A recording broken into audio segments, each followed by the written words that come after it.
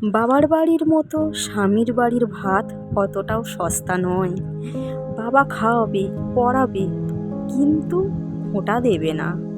স্বামীর বাড়ির ভাত যেন এক একটা সোনার দানা। সে আপনাকে প্রতিটা মুহূর্তে বোঝাবে, ফিল করাবে যে তুমি আমার ভাত খাও। কিন্তু বাবা কোনোদিন এটা করবে না। তো নমস্কার বন্ধুরা, আমি ঝুমা চলে এলাম আবার একটা নতুন ব্লগ ভিডিও নিয়ে। তো বন্ধুরা, আশা করছি তোমরা সুস্থ আছো, ভালো আছো। আমিও ভালো আছি। ভিডিওটা প্রথম থেকে শেষ পর্যন্ত দেখার অনুরোধ রইল। আর যদি ভালো লাগে লাইক করে কমেন্ট করবে কেমন লেগেছে, অবশ্যই আমার চ্যানেলটা সাবস্ক্রাইব করে দেবে। তো বন্ধুরা, যেটা বলছিলাম, বাবার বাড়ির ভাত আমাদের কাছে অতি প্রয়োজনীয় বা অতি আদরে, কিন্তু স্বামীর বাড়ির ভাত কজনের কাছে এরকম আদরের হয়? এটা এতটাও সস্তা নয়। মানে আমরা কোনো সোনার জিনিস পরলে যেমন আমাদের সবসময় মাথার মধ্যে মনে থাকে যে এটা আমি সোনার জিনিস পরেছি, এটা কিন্তু সস্তা জিনিস নয়, সেরকমই স্বামীর বাড়ির ভাত খাওয়ার আগে কিন্তু মনে করিয়ে দেয় যে এটা সস্তা নয়। তোমাকে গায়ে গতরে খেটে তারপরেই কিন্তু স্বামীর ভাতটা খেতে হবে। বাবার বাড়ি ভাত খাওয়ার আগে কি মানে যদি ইচ্ছা হতো তাহলে কাজ করতাম, আর যদি না ইচ্ছা হতো কাজ করতাম না। কেউ সেখানে বলতেও আসতো না যে কাজ করিস নি, খাবি কেন, খেতে হবে না। কিন্তু স্বামীর বাড়ির ভাত তুমি কাজ না করে এক থালা ভাত নিয়ে খেতে বসো না, তোমাকে ঠিক মনে করিয়ে দেবে তুমি তো কাজ করোনি আজকে সারা দিনটা, পড়ে পড়ে শুয়েছিলে, তাহলে কেন খাচ্ছ, ঠিক মনে করিয়ে দেবে। মনে করানোর লোকের তো অভাব নেই না স্বামীর বাড়িতে। কিন্তু মা, তুমি যদি না কাজ করো, তুমি যদি রাগ করে শুয়েও থাকো, মা বাবা তোমাকে অতি যত্নে আদর করে কিন্তু তোমাকে যে খাইয়ে দেবে, যে খেয়ে নে মা, যা হওয়ার হয়ে গেছে খেয়ে নে।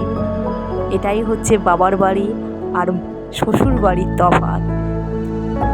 তো যদি কথাগুলো কারোর সঙ্গে মিলে যায় তো অবশ্যই কমেন্ট করে জানাবে। যদি মনে হয় যে কথাগুলো সত্যি সত্য, তাহলে অবশ্যই কিন্তু জানাবে।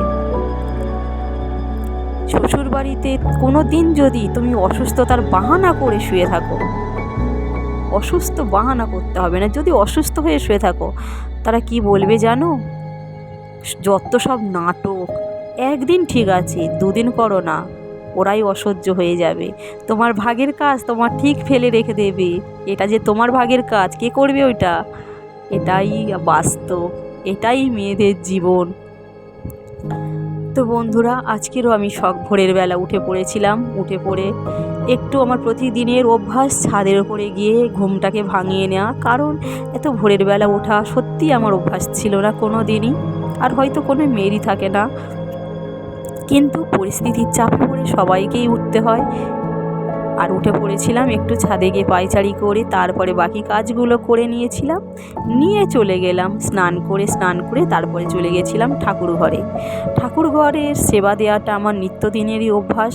সকালবেলা স্নান করে পরিশুদ্ধ কাপড়ে ঠাকুর ঘর গিয়ে কাজ করলে না, ঠাকুর ঘরটাকে পরিপাটি করে গুছিয়ে ঠাকুরের সেবা দিলে না, মনে হয় যেন মানে সারা দিনের অনেকটাই কাজ আমার হয়ে গেছে। মানে কতটা যে আমি রিলিফ পাই না, তোমাদের বলে বোঝাতে পারবো না। আর তোমরাই তো জানো ঠাকুরঘরটা আমার সবথেকে প্রিয় জায়গা। এই জায়গাটায় এলে না আমি যত আমার কষ্ট সব আমি ঠাকুরকে বলে দিতে পারি, আমার বড় মাকে বলে দিতে পারি, দিলে আমার মনটা একদম হালকা হয়ে যায়। কি জানি ঠাকুর ঘরে কি মায়া আছে। তো ঠাকুর পুজো দিয়ে চলে যাব রান্নার কাজে।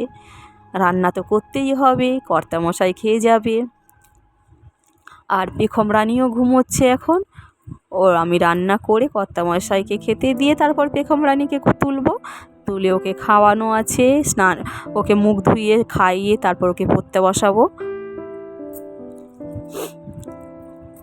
আর ঠাকুরের ধূপের গন্ধটা না আমার কি ভীষণ ভালো লাগে। সকালবেলায় যে ঠাকুর পুজোটা দিয়ে নি না, যে ধূপটা জ্বালাই, ধুনো জ্বালাই, সারা ঘরটা যেন না মানে গন্ধে মোমো করতে থাকে।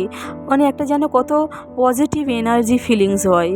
আর না যেদিনে না দিতে পারবো ঠাকুর ঘর সকালবেলা, সেই দিনে না কিরম যেন একটা নেগেটিভ ফিলিং হয়। তুমি সকালবেলা উঠে আগে ঠাকুর পুজোটা দিয়ে নেবে, ওই যে ধূপ ধুনোর গন্ধটা না মানে সংসারে একটা পজিটিভ এনার্জি নিয়ে আসে।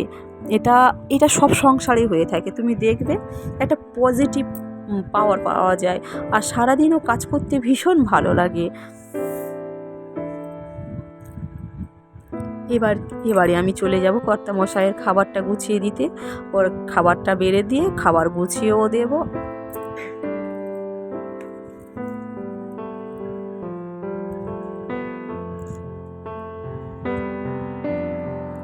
ভোরের বেলা থেকে উঠে একা হাতে সমস্ত কিছু করতে করতে কখন যে অভ্যাস হয়ে গেছে তা তোমাদের কি বলবো। এখন আর মনে হয় না যে কেউ সাহায্য করলে ভালো হয়, কারণ আমার তো অভ্যাস হয়ে গেছে, আর মানুষ তো অভ্যাসেরই দাস। আর এদিকে পেখম রানী কেমনটা সেজেছে তোমরা নিশ্চয়ই দেখতে পেলে। ওর এরকম উদ্ভব খেলা যত, আর দুষ্টুমি বুদ্ধি যেটা বলতে পারো। তারপরে চলে এলাম কাঁকড়াটা মারতে। কালকের কর্তামশাই সন্ধ্যাবেলা সমুদ্র কাঁকড়া এনেছে, সেটাকেই বলে গেছিলো যে তরকারি করবে। তো এটা তরকারি করা হবে কুমড়ো দিয়ে, আর করা হবে পেখমের জন্যে পনির ভাজা হবে। কারণ পেখম যদি না কাঁকড়াটা খেতে পছন্দ করে, কারণ ওকে আমি এর আগে কোনো দিনই এই সমুদ্র কাঁকড়া দিইনি, মানে ও খায়নি কোনো দিন। যদিও না খেতে চাই তখন কি করব, তাই একটা মানে একটা কিছু উপায় ভেবে রাখতেই তো হবে, খাওয়ানোর সময় তখন কি করা যাবে। তাই এই যে কাঁকড়াটার তরকারিটা করব, কাঁকড়ার তরকারি করব, তার সাথে সাথে একটু পনির ভেজে রাখবো যাতে পেখমের খাওয়াতে সুবিধা হয়। কাঁকড়াটা না ভীষণ বড় ছিল, আমি এর আগে কোনো দিনই কাঁকড়া মারিনি, মানে মেরে দিয়েছে কেটে দিয়েছে, আমি রান্না করেছি, কিন্তু এর আগে কখনোই মারেনি। মানে মা করেছে তখনই খেয়েছি, কিন্তু আমি নিজে রান্না করে কোনো দিনই আমি খাইনি। তারপরে চলে গেলাম পনির ভাজতে। এই যে পনিরগুলো কেটে রেখেছি, আর পনিরগুলো ভেজে তারপরে তরকারি বানিয়ে নেব, আমার কাঁকড়ার তরকারি। তো বন্ধুরা, ভিডিওটা কেমন লাগলো আশা করছি ভালো লেগেছে। যদি ভালো লাগে লাইক কমেন্ট দুটোই করবে, আর যদি চ্যানেলে নতুন হয়ে থাকো তো অবশ্যই সাবস্ক্রাইব করে দিও। আর আজকের মতন এই পর্যন্ত, ফিরে আসছি নতুন আর একটা ব্লগ ভিডিও নিয়ে। তো আজকের মতন টাটা বাই, সবাই খুব ভালো থাকবে।